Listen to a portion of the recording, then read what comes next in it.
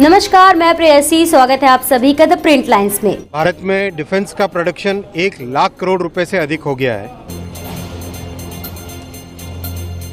देश आज कारगिल विजय दिवस की 25वीं वर्षगांठ मना रहा है।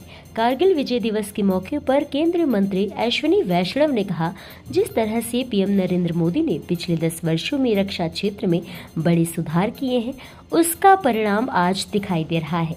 भारत में रक्षा उत्पादन 1 लाख करोड़ से अधिक हो गया है। गौरव की बात है कि भारत में बने रक्षा उपकरणों का आज 80 देशों में निर्यात हो रहा है। 10 वर्ष पहले परिस्थितियां ऐसी थीं जब बुलेट प्रूफ जैकेट के लिए भी दूसरे देशों पर निर्भर रहना पड़ता था, लेकिन आज भारत आत्मनिर्भर है। साथियों, आज ऐतिहासिक कारगिल विजय दिवस है। माननीय प्रधानमंत्री श्री नरेंद्र मोदी जी की हिस्टोरिक 3rd टर्म में जिस तरह से प्रधानमंत्री जी ने पिछले 10 वर्षों में डिफेंस में बड़े रिफॉर्म्स किए हैं, उस रिफॉर्म्स का आज रिजल्ट दिखाई दे रहा है। मैं आपके सामने 3 विषय रखूंगा। डिफेंस के प्रोडक्शन में पिछले 10 वर्षों में आत्मनिर्भर हुआ है भारत। करीब 70% के आसपास हमारा जो रिक्वायरमेंट है डिफेंस का, वो आज भारत में ही बनता है। भारत में डिफेंस का प्रोडक्शन 1 लाख करोड़ रुपए से अधिक हो गया है। आप सबने देखा, डिफेंस के जो पब्लिक सेक्टर यूनिट्स हैं उनका वैल्यूएशन आज एक बहुत हाई वैल्यूएशन पहुंचा है। और सबसे बड़े गौरव की बात है कि भारत में बने डिफेंस उपकरण आज 80 देशों में एक्सपोर्ट हो रहे हैं। करीब 25,000 करोड़ से ज़्यादा के एक्सपोर्ट्स डिफेंस के हो गए हैं। आप याद कीजिए, 10 वर्ष पहले परिस्थितियां ऐसी थी कि बुलेट प्रूफ जैकेट के लिए भी बाहर के देशों पर निर्भर रहना पड़ता था। आज भारत आत्मनिर्भर है।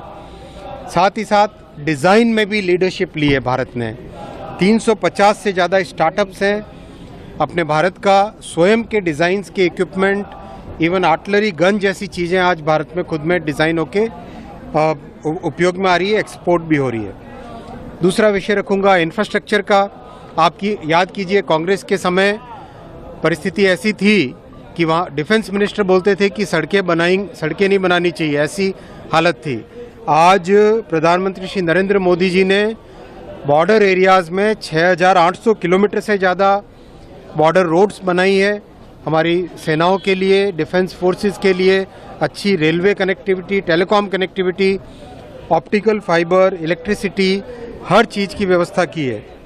तीसरा विषय रखूँगा, स्ट्रक्चरल रिफॉर्म्स लाए हैं।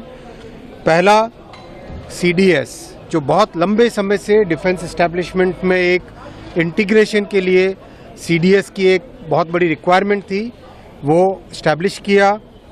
थिएटराइजेशन की युद्ध की जो परिस्थितियां हैं उसमें किस तरह से तीनों की तीनों विंग्स एक यूनाइटेड वे में कर सके काम, उसके लिए थिएटराइजेशन किया।